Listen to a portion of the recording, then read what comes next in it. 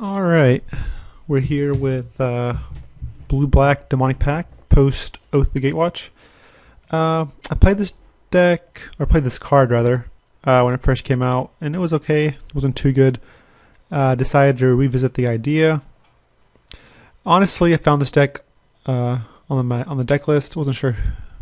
I'm not sure whose deck this is, but I changed some cards around. Mostly Ugin in the main deck, and a couple other cards, not too many. It's just blue black. We have 26 lands, fetches, 2 or 3 gain life lands, and then a bunch of normal lands. The reason I'm playing so many fetches is because we want to be able to dig and cruise very easily. Main deck, our 1-drops we have Dispel, because there's a lot of decks concurrent standard that have a lot of instants, like Collected Company, Absent Charm, Rally the Ancestors. Almost every deck has a target for this, except maybe Ramp, which is our worst matchup, but that's okay. Everything else this hits. We have 4 Duress to protect our Demonic Pacts, because we don't want to cast Demonic Pact and then like them have a negate or something to for disperse, because if you cast Demonic Pact and they just hold a counter magic for the bounce spell, you will lose. For those of you who don't know, Demonic Pact is enchantment. It's a very very fun enchantment. You basically make a deal with a demon or something. At the beginning of upkeep, you can choose one of these. You can choose to deal 4 damage, make them discard 2 cards, or draw 2 cards, and then you lose the game. Obviously, you choose that one last, unless you have some kind of Platinum Angel effect, which is not standard. So our plan is to milk this for all its abilities, and then bounce it before we lose the game. We can bounce it with Disperse. We have 2 Disperse. We can bounce it with Slumgar's Command. And we can also bounce it with Crush of Tentacles, which is what the deck really gained after this set, because Crush of Tentacles not only bounces all your Demonic Pacts, it can also create a threat, which will kill them very quickly. And 8 kills surprisingly quick. And this deck has a pretty easy way to activate it, or triggered Surge with Duress and Transgress the Mind and Anticipate. And then we have Ugin to exile all Demonic Pacts if we need to. I've made this deck isn't playing Jace. I know a lot of you guys have trouble getting Jace or it costs too much, so this is a nice deck to showcase that doesn't play 4 Jaces, and it's pretty competitive and it's very very fun. So I just want to showcase this to you. Another thing is Oath of Jace. This card is actually very very good. I think it's going to get better after the next set, because it allows you to discard cards and obviously Fuel Madness or Delirium. I would honestly, they're pretty cheap, I'd go and pick them up. They're a fantastic card. I think it's going to be played in Standard for a while. It's actually one of the best card draw spells in the format. I know it's not necessarily card draw is more filtering, but it's still a very good card. Besides the bounce and the Demonic Pacts and the protection from Demonic Pacts, we have few removal spells. Like we have 2 Grasp of Darkness, we have 2 Ruinous Path, and everything else basically is a draw spell, a bounce spell, Demonic Pact itself, or a way to protect Demonic Pact from counter magic. So obviously you can see that by looking at the deck. So it's not too crazy. It's pretty redundant. Some of the bounce spells also kill creatures or planeswalkers. Like obviously Slumgar's Command can counter a non-creature spell, return a permanent to its owner's hand, which is what we use for our Demonic Pacts. Shrink a creature or destroy a planeswalker. And Ruinous Path, not only does it kill a creature, but it also late game makes a 4/4. So pretty straightforward, nothing too complicated.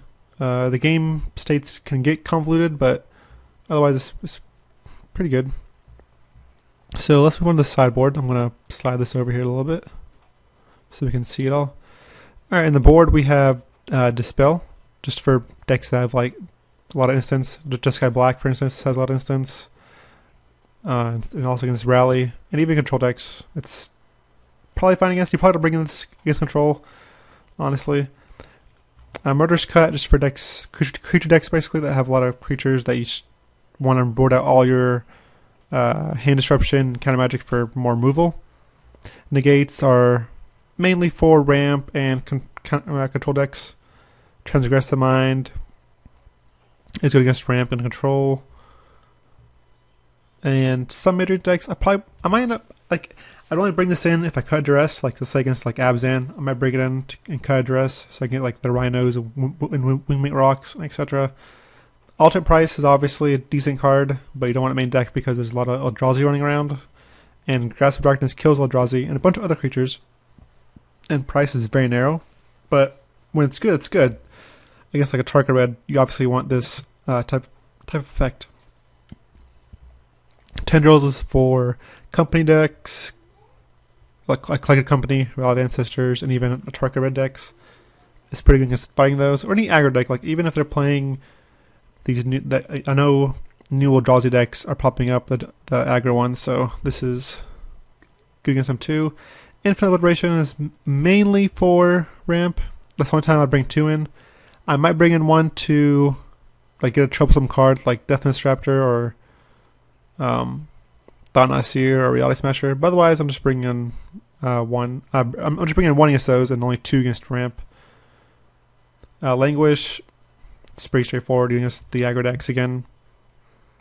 Do not bring this in against Rhino decks for the most part unless it hits every other creature. Then I'll bring it in. Shifting Loyalties. This card is, I know it's a little narrow, but when it works, you actually just win the game, because what it does is allows you to exchange control of 2 target permanents that share a card type. So you get to give them a card, and then you get a card. So if they're playing enchantments, like let's say, I don't know, the new Oblivion Ring, you can trade your Demonic Pact for their enchantment, and eventually they will lose the game, like because they have no way to deal with this, so you can just give it to them and win the game. So any deck playing enchantments, I bring this in. Even like Evolutionary Leap, it's fine to bring in 1 just for the misers. Gotcha.